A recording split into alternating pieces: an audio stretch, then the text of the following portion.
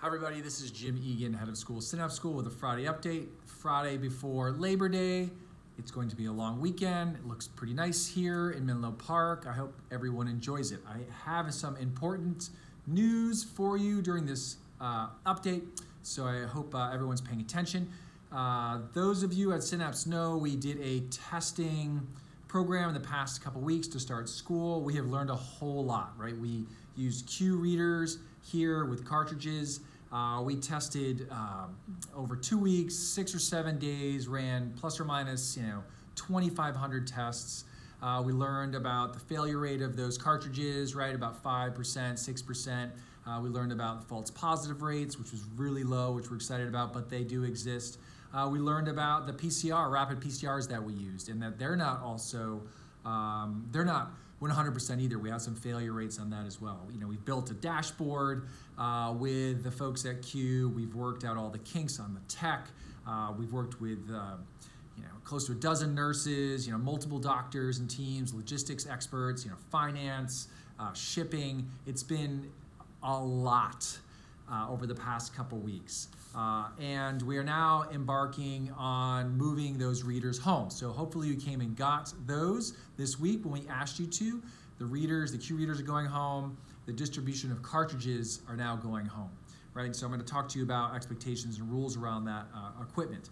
And before I did that, I wanted to also show you something we're working on that I'm going to send home too. We also figured out, when I say we learned a lot, we figured out sort of through the experience of the past 2 weeks, what makes sense for us in terms of a flow chart of Q-test, right? And we've had multiple versions of this flow chart, right? They started off this way, then it moved to this way, and then it moves to this way, changed the colors, and then this was one that I was noodling on with my own hands, and it sort of moved to one now here, and I've worked again with the logistics team and the doctors to show you, we're going to send this home, you take a Q-test, positive, negative, what happens, right? The easiest and the route that most tests will go is like you take Q-test number 1, it's a negative, you go to school. But what happens if that's not the case?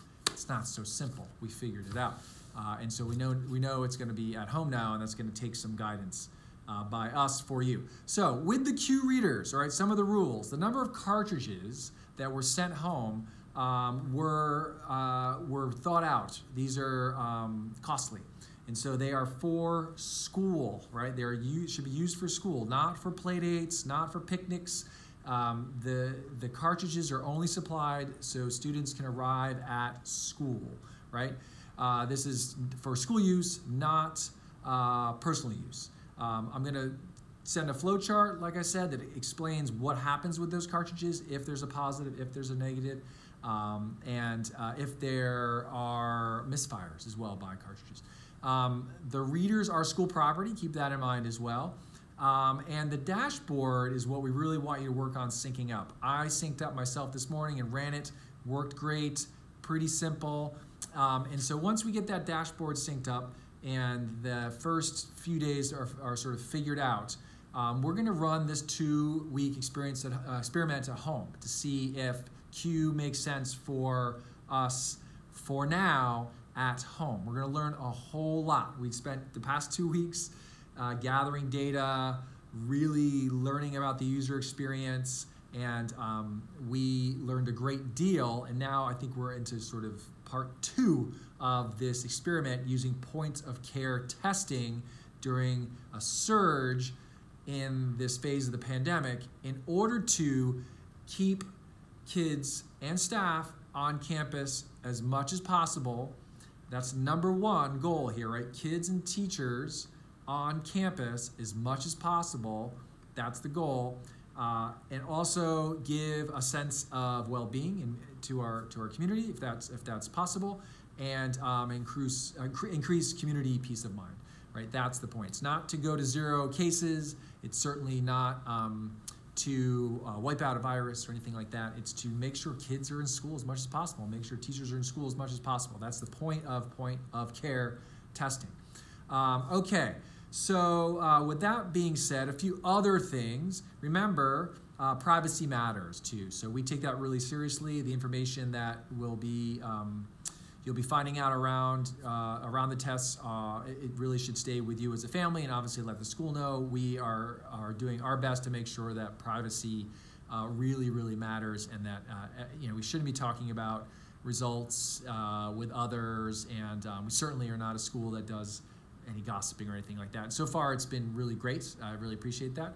And remember, this device, this molecular test, is wonderful, but it is also not the only mitigation strategy. So as you go into this long weekend, I want you to be mindful of what you're doing and where you're going, right? I mean, travel, there's a travel advisory out there. The Bay Area's got some guidelines and recommendations. California's got some guidelines and recommendations, right? So be sure not to think, well, I've got a testing device, I will be fine. First of all, that's not true. Second of all, it's not meant to help you travel or socialize. I can't state that more clearly.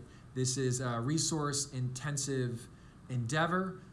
It takes a tremendous amount of time to put this project together. It takes an unbelievable amount of money and commitment by people. And so we want to be very careful of how we use these resources, because they've been exceptional up to this point, but it's come with a great cost as well. Okay, so that's my COVID update.